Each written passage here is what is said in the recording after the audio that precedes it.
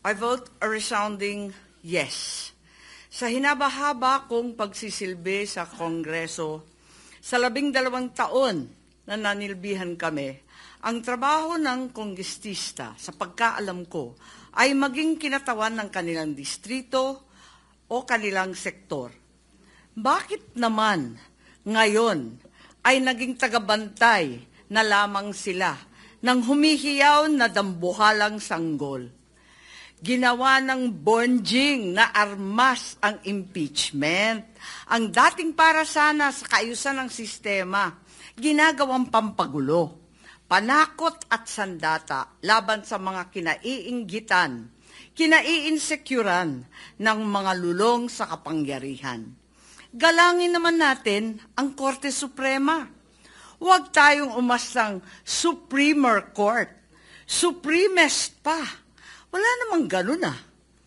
Sa mga kapatid kong senador, paano tayo magiging dakilang mambabatas kung tayo mismo ay hindi susunod sa batas?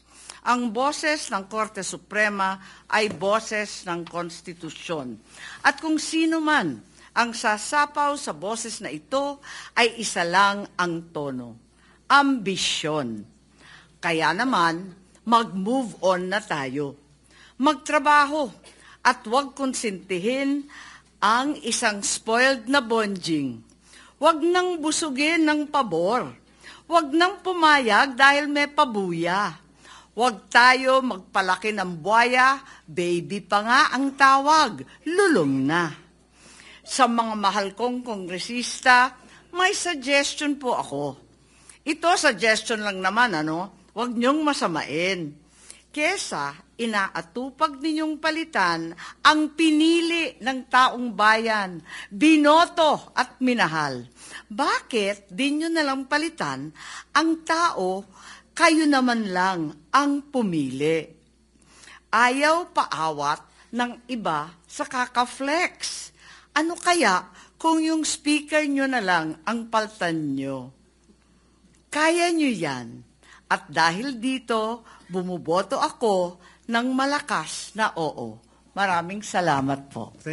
Ako po ay nagpupugay at malalim na paghanga sa isinagawang paliwanagan ni Senator Marcoleta, Senator Soto, Senator Hontiveros, Senator Lacson, Senator Pangilinan, Senator Aquino, Senator Pia Alan Cayetano, Senator Raffy Erwin Tulfo, Senator Mig Zubiri.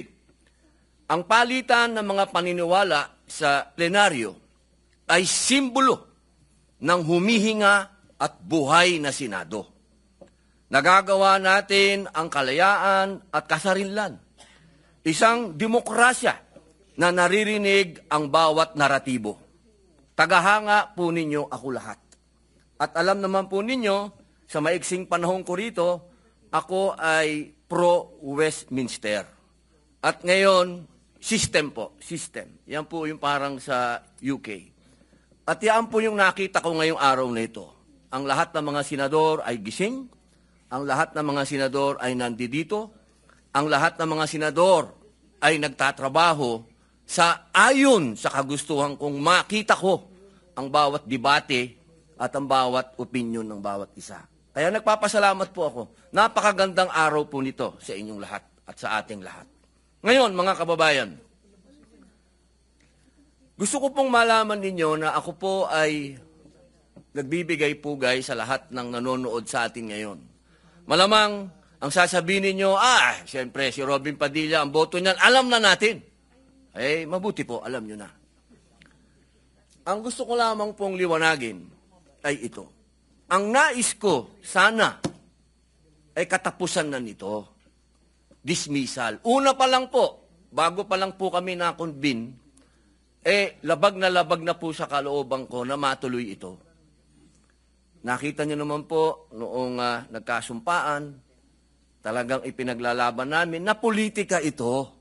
Politika ito At kailangan ng due process. Pero natuloy pa rin po, nag-convene pa rin. Pero hindi pa rin po ako nagsuot ng robe dahil para sa akin ay protesta. Ayoko po talagang matuloy. Bakit? Sa loob po ng matagal na panahon ni Bonifacio, ni Aguinaldo, panahon ni Aguinaldo, ni Quezon, panahon ni Marcos Sr., ni Aquino Sr., ni Aquino Jr., ni Arroyo, Marcos Jr., PRRD Duterte, HOR ngayon, at Vice President Duterte. Hindi na po tayo natapos sa usapin ng politika at yaan po ay pinagtibay ng Supreme Court sa kanyang desisyon na sinabi niya mismo, oo, politika lang impeachment, pero hindi kailanman dapat masagasaan nito ang karapatan ng tao. Malinaw at yun po ang pinaglalaban natin at kailangan dumaan sa tamang proseso. At yan po ang pinaglalaban natin. Ngayon, mga mahal kong kaibigan, pagkatapos po natin marinig ang bawat punto ng bawat isa, sana po matapos na po ito at harapin na po natin ang mga tunay na problema ng bayan.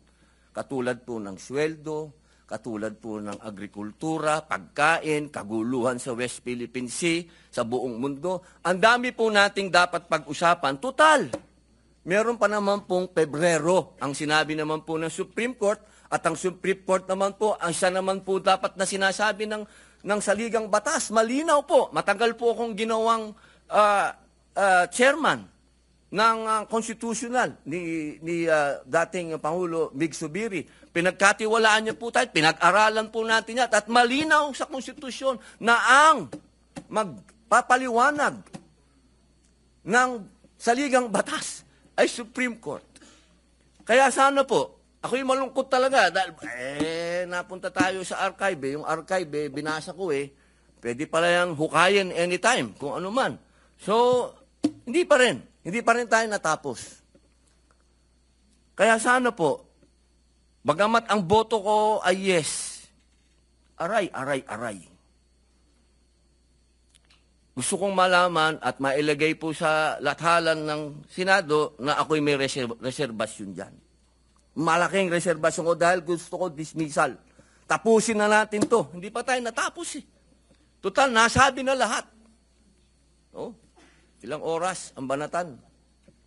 Pero hindi pa rin natapos. Kaya po, mga mahal kong kababayan, bago po ako umupo, nais ko pong malaman ninyo na ang inyong Senado ay tumatakbo. Huwag po kayong malungkot sa mga hindi pabor sa amin o sa mga pabor naman. Isa lang po ang masasabi ko. Tigilan na natin ang politika at mahalin natin ang bawat isa, magkaisa na tayo, pag-usapan natin ang mga totoong problema. Maraming salamat po. Thank you, Senator Robin Hood Padilla. Madam Secretary.